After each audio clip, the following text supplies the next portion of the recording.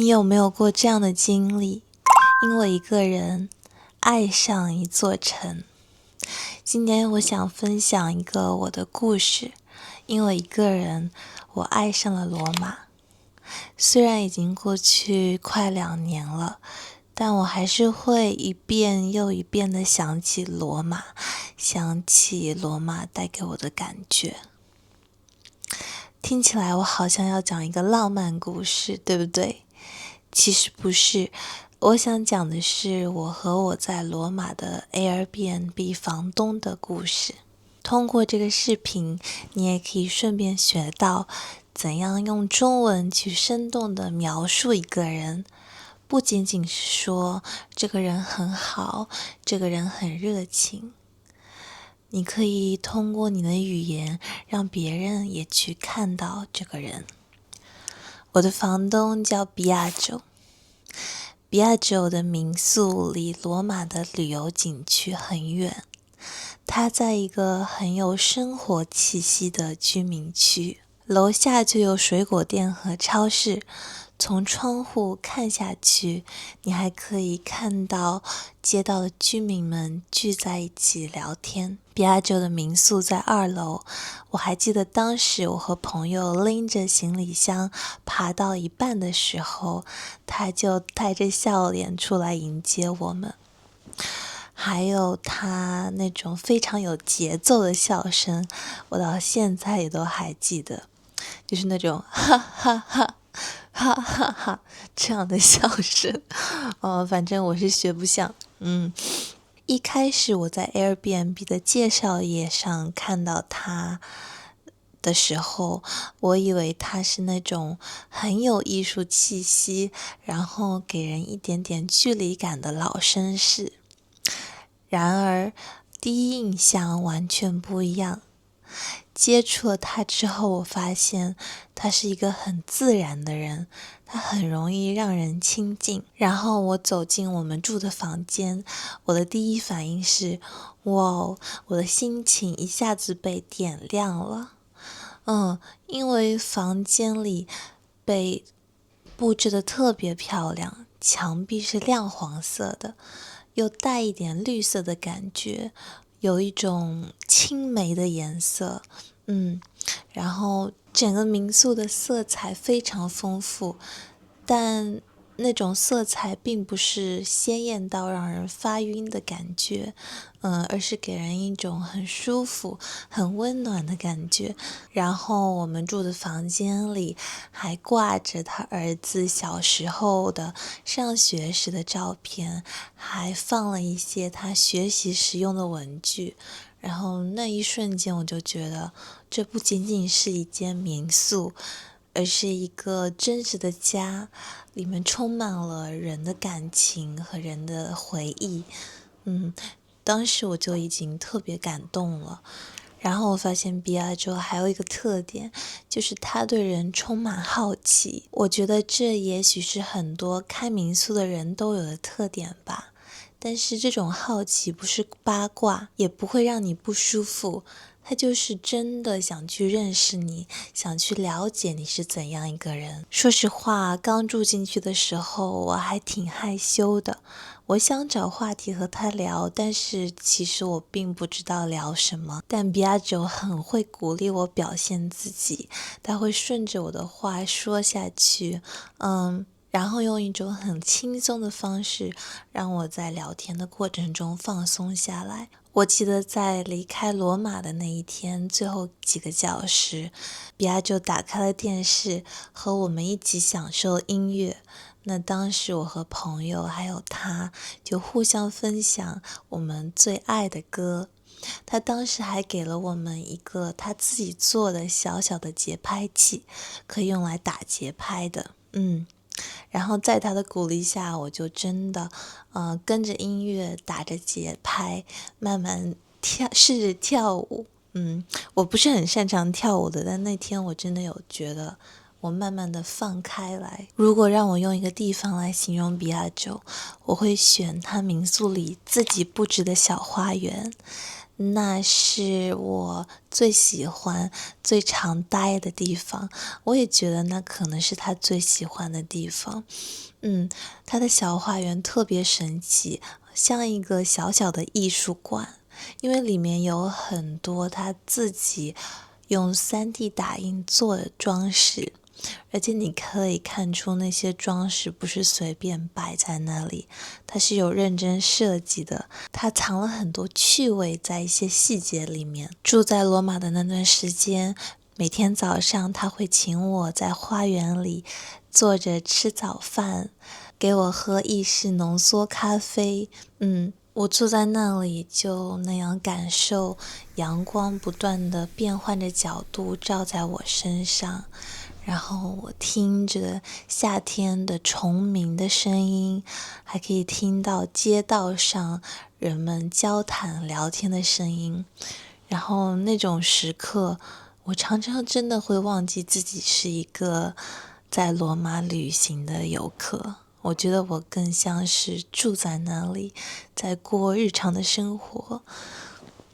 晚上从外面逛完回来，花园也是我第一个去的地方。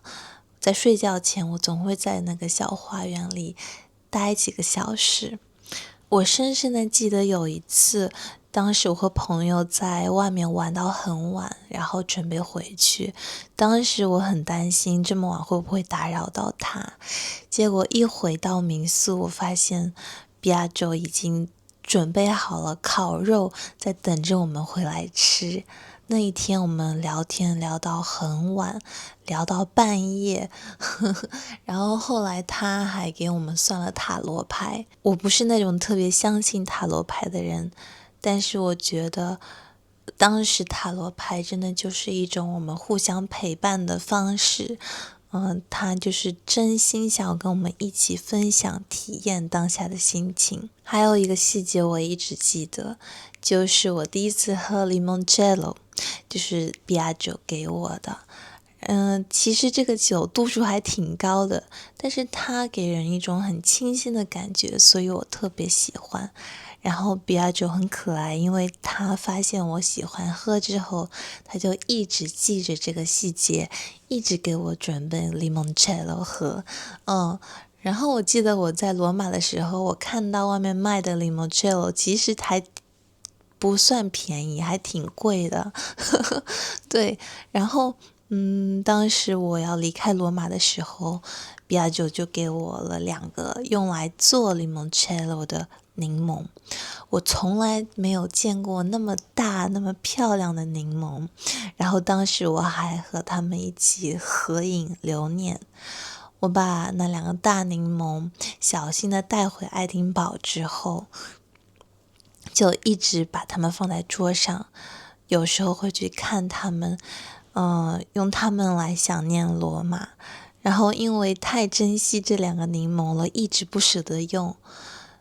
我想着，可能等到哪一天，某一个特别的时候我再用吧。结果一直放到它们慢慢变皱变小，甚至最后发霉了都没有用。后来我第2次回罗马，我又住在了比亚酒家，但他这次甚至都没有收我住宿费。我当然觉得不好意思，但我也感觉到他其实不是在对我客气，他是真的很开心我能回去，真的把我当成朋友，所以才没有收我住宿费。当然现在想来我还是觉得特别感动。在比亚酒民宿的街道上，我也遇到了特别多友好的人。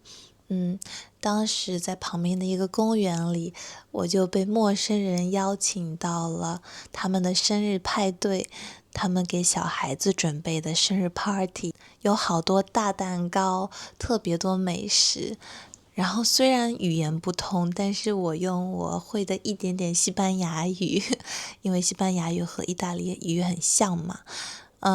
我用一点点西班牙语，还有我手机里的翻译器，也和他们聊得特别开心。和男女老少都聊，所以在那个生日派对，我们度过了将近半天的时间。这种感觉我特别喜欢，因为你不需要语言多厉害，你也可以被邀请、被欢迎，你也可以用自己的方式和这个世界建立连接。这件事也让我更加确定，我爱上罗马不是因为那里有多少壮观的景点，而是因为在那里，我觉得我被人温柔的对待，充满了无数可以和陌生人建立连接的可能。所以当我想念罗马的时候，我在想念什么呢？我觉得我想念的就是我的房东比亚九，是在那个小花园里有一个一直笑眯眯的人，能让我在这个陌生的城市里也感觉到安心。是让我觉得在这么大的一个城市里，也有人愿意等我回去再次看看。所以现在我明白了，很多时候我们爱上一座城市，就是因为我们在那里被好好对待过。回到爱丁堡以后，就是当时我住的城市，我和比亚州也会发消息联络。然后有一件令我特别惊喜、特别感动的事，就是在我们吃烤肉的那天晚上，我拿着他的水粉画笔，用书法写了他和他儿子的中文名。结果没想到他把我写的书法用 3D 打印成了手机壳背面的图案，然后他发照片给我看，那两个手机壳我觉得真的很好看，因为他也设计了颜色。你们知道那种是什么感觉吗？就是你的一点点心意在另外一个人那里被积极的回应了，被好好的保存起来了。比亚九做了很多事情，都让我们的关系变成了一种来回流动的感觉，让我们多了很多彼此的交换。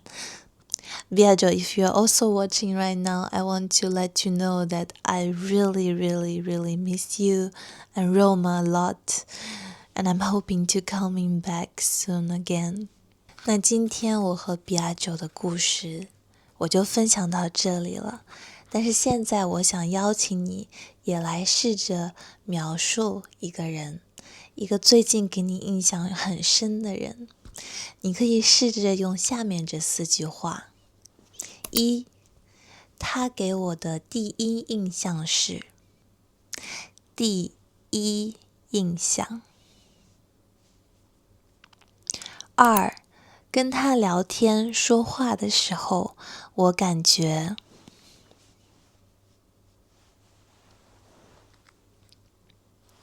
3. 他做过一件事让我印象很深刻，这件事就是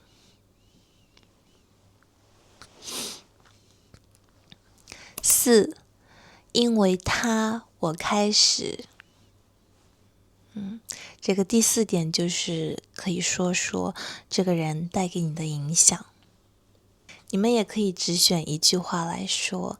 我很期待看到你们在评论区的分享。那感谢你们的收听，我希望你们喜欢我和比亚九的故事。不知道你们有没有遇到过这么好的 Airbnb 房东呢？我觉得我真的是非常非常非常的幸运。虽然现在 Airbnb 不在中国开了，但是在这边也是有差不多的民宿的形式，我觉得也许也能让一些来中国的人有类似的体验。那今天的播客就到这里咯，我们下期视频再见吧，拜拜。